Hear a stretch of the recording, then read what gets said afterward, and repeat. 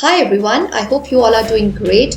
Welcome back to part 3 of Why Marks Are Cut in Strategic Management, and today we are going to take up two chapters, chapter 4 and chapter number 5. Corporate level strategies chapter 4th and business level strategies chapter 5. And the reason I have taken up these two chapters together is दोनों ही chapters में हमें case studies देखने को मिलती हैं, right? और ऐसे questions होते हैं जिनमें हमें एक particular strategy को identify करना है.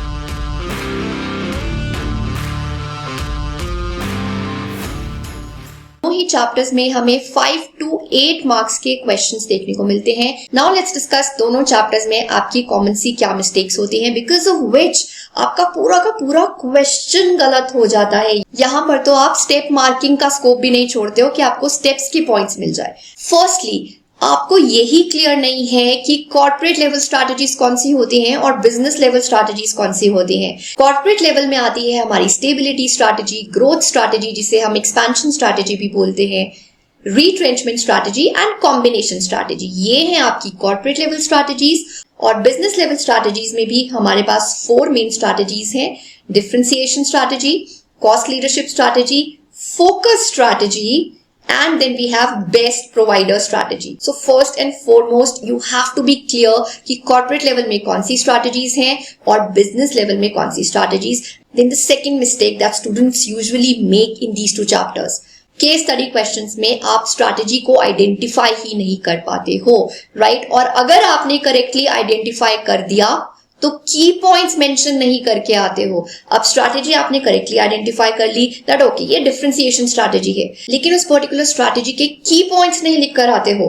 प्लीज एंश्योर दैट एडवांटेजेस पूछी हैं, डिसएडवांटेजेस पूछी हैं, उनमें आपको जो भी की पॉइंट्स दिए हुए हैं वो ही मेंशन करके आने हैं. और इन स्ट्रैटेजीज में तो एडवांटेजेस और डिसएडवांटेजेस में ज्यादा डिटेल एक्सप्लेनेशन भी नहीं है, फिर भी आप सही तरीके से उसे लिखकर नहीं आते हैं. अब आपको यही क्लियर नहीं है that retrenchment strategy is one of the main corporate level strategies. इसके अंडर इसके सब स्ट्रैटेजीज जो होती हैं वो होती है turn around, divestment and liquidation. So जब एक केस स्टडी दी हुई है और आपसे क्वेश्चन पूछा है कि what are the strategic options available with this company, तो आप क्या लिख कर आते हो? Following options: retrenchment, turn around, divestment, liquidation. This is wrong. आपको ये लिखना है that main strategy to be followed is retrenchment and under that several strategic options can be followed or 3 strategic options can be followed which is turnaround, divestment, liquidation. और फिर आप इन तीनों को explain करोगे. तो पहले retrenchment as the main strategy और उसके under 3 main options turnaround, divestment, liquidation. ये बहुत बारी स्टूडेंट्स गलती करके आते हैं, so please be very careful. And finally दो स्ट्रैटेजीज जिसमें स्टूडेंट्स को सबसे ज्यादा कंफ्यूजन होती है बिकॉज ऑफ विच आप गलत स्ट्रैटेजी आइडेंटिफाई कर लेते हो, दोनों को इंटरमिक्स कर लेते हो. कौन सी स्ट्रैटेजीज है वो? Concentric and horizontal diversification. So ये चैप्टर 4 में जो मेजर स्ट्रैटेजी जिसे आप गलत आइडेंटिफाई करके आते हैं वो है कंसेंट्रिक, जिसे रिलेटेड भी बोलते हैं, related diversification, and another one is horizontal diversification. So please remember जब हम horizontal diversification की बात करते हैं, जो हमारा नया प्रोडक्ट है या जो नया बिजनेस हम शुरू कर रहे हैं वो हमारे एग्जिस्टिंग प्रोडक्ट, एग्जिस्टिंग बिजनेस से सिमिलर है. यहां पर आप क्या सिमिलैरिटी देखते हो? Similarity between the products. Please remember that. लेकिन कंसेंट्रिक में जिस सिमिलैरिटी, जिस लिंकेज की आप बात करते हो, जिस रिलेशन की बात कर रहे हो between the existing and the new product और the business, that is not in terms of products, it is in terms of maybe similar technology और maybe similar distribution channels that you are following or maybe the similar target markets, right? Similar group of customers.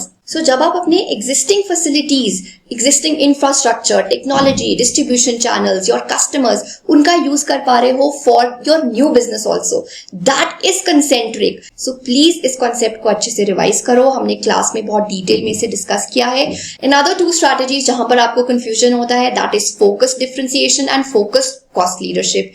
Always remember that cost leadership strategy में focus होता है companies का on the cost, product पर ध्यान नहीं होता है, product की कॉस्ट, प्रोडक्ट के प्राइस पर ध्यान होता है, right?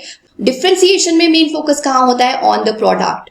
Uniqueness of the product, उसके फीचर्स। तो अगर डिफरेंशिएशन के पॉइंट्स भी हैं और साथ में नैरो ग्रुप ऑफ कस्टमर्स नीश है, सो दैट मींस वो फोकस डिफरेंशिएशन है। सिमिलरली अगर आपको क्वेश्चन में कॉस्ट लीडरशिप के की पॉइंट्स नजर आ रहे हैं लेकिन साथ में कहीं पर ये दे दिया it is for a specific target market, narrow group of customers, niche market, ये वर्ड्स अगर साथ में होंगे तो वो फोकस्ड कॉस्ट लीडरशिप है।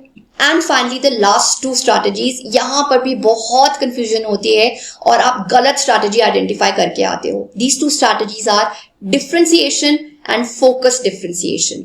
कैसे आइडेंटिफाई करें कि यहां पर सिर्फ डिफरेंशिएशन लिखना है या focus differentiation? So again I told you, अगर वो फोकस डिफरेंशिएशन है तो डिफरेंशिएशन के तो सारे फीचर्स होंगे ही, वो तो आप इजीली पहचान लेते हो, लेकिन फोकस डिफरेंशिएशन है, ये कैसे लिख कर आओगे? तो जहां पर आपको डिफरेंशिएशन स्ट्रैटेजी के की पॉइंट्स के साथ niche, narrow market, narrow group of customers, specific high end customers, ऐसा कुछ मेंशन्ड है, so that means focus differentiation की बात हो रही है।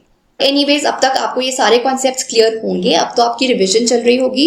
माय पर्पस इज जब आप रिवाइज करो, so again please focus on the key points, focus on the questions, practice all the questions related to the strategies. जितने ज्यादा क्वेश्चंस आप इन स्ट्रैटेजीज से रिलेटेड प्रैक्टिस करोगे, you will be able to identify the strategies correctly.